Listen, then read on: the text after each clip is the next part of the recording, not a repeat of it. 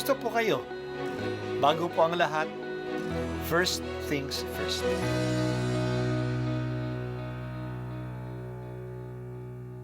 Good morning po. Sinisimulan po natin ngayon ang first things first. At dito po, tinatalakay natin sa unang bahagi ng umaga natin ay ang first readings na binabasa po sa banal na misa.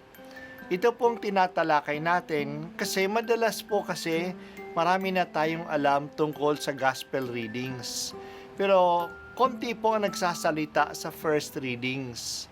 Pero ang first readings, bahagi din po yan ng Biblia, ng banal na kasulatan.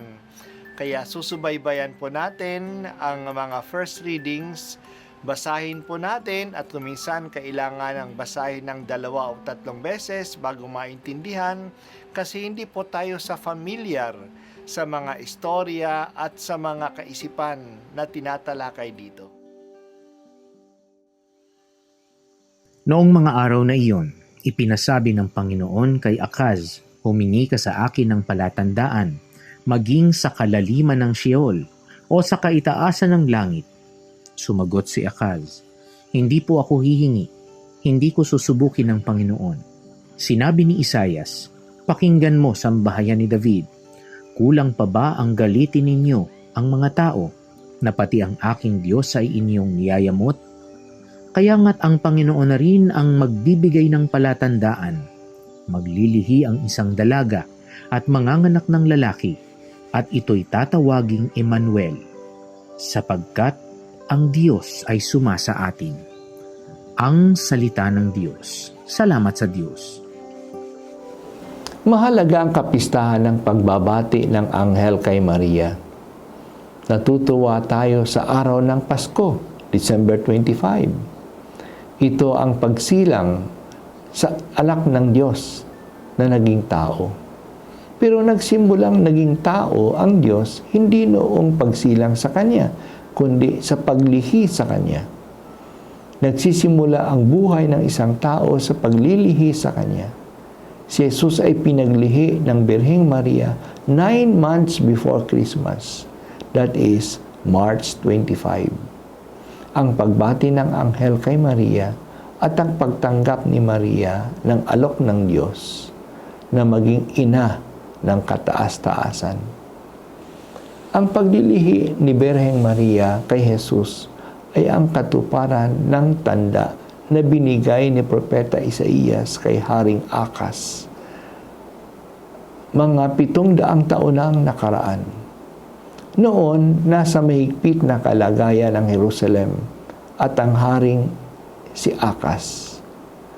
May bantang sasalakayin ng 2 kaharian ng Syria at ng Israel ang Jerusalem upang palitan nila ang haring si Akaz. Gusto nilang magkaisa silang 3 laban sa lumalakas na impero ng Assyria. Pero ayaw ni Haring Akaz na sumama sa kanilang koalisyon.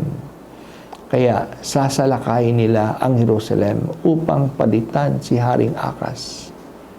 Habang naghahanda si Akaz sa pagsalakay ng 2 hari, lumapit sa kanya si Propeta Isaías at binigyan siya ng assurance na huwag matakot kasi hindi mangyayari ang banta ng 2 hari.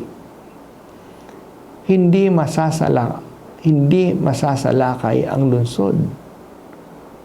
Upang maniwala siya dahil sa sinabi ng Diyos, humingi siya ng tanda. Kahit na anong tanda, hindi naniwala si Haring Akaz. Ayaw niyang humingi ng tanda. Kahit na ayaw niya, nagbigay ang Diyos ng tanda. At ito ang tanda, ang panganganak na lalaki ng isang batang babae.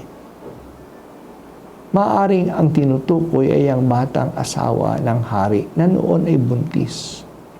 Manganganak ito at ang anak niya ay ang haring susunod sa kanya. Totoo nga, hindi natuloy ang pagsalakay ng 2 kaharian. Nanganak pa ang kanyang asawa at ang anak niya ang naging hari na sumunod sa kanya, si Haring Ezekias. Talaga ang Diyos ay sumasa kanila. Kahit na natupad na ang tanda, Pero nakita ng mga tao na may mas malalim pang kahulugan ang tanda. Ito'y isang propesiya sa pagdating ng isang mas dakilang hari na talagang magpapahiwatig na ang Diyos ay sumasa kanila. Siya talaga ang Emmanuel. At ang magsisilbi sa kanya ay hindi lang isang batang babae. At ang magsisilang sa kanya ay hindi lang isang batang babae, kundi isang birhen. Natupad ito kay Maria, ang batang birhen, na dahil sa pagtanggap niya sa alok ng anghel ng Diyos, ay naglihi ng isang magiging hari ng Israel, si Jesus na manliligtas. Naging anak ng Diyos naging anak ng tao ang anak ng Diyos dahil sa pagiging masunurin ni Maria sa plano ng Diyos. Ang salita ng Diyos ay tinanggap ni Maria sa kanyang puso at ito ay naging tao sa kanyang sinapupunan. Ang pagpapakumbaba ni Maria na itinuturing niya ang sarili niyang siya'y alipin lamang ng Panginoon ay nagdala ng kadakilaan sa tao na ang Diyos na naging kapwa na natin. Ito ay nangyari din sa pagkatapat ang Diyos sa kanyang pangako. Matagal na panahon ang pag-aantay para matupad ang tanda ng katapatan ng Diyos. Matagal ng panahon, 700 taon na nakaraan, pero ito'y natupad. Hindi pabaya ang Diyos sa kanyang salita. Talagang maaasahan ang kanyang salita. Ito rin ang basihan ng pagiging masunurin ni Maria. Ang kanyang tiwala sa katapatan at kapangyarihan ng salita ng Diyos. O mahal na ina, salamat sa iyong pagiging masunurin. Dahil sa iyo dumating ang Diyos sa aming pagkatao. Salamat o mahal na Birhen. Salamat o mahal na ina.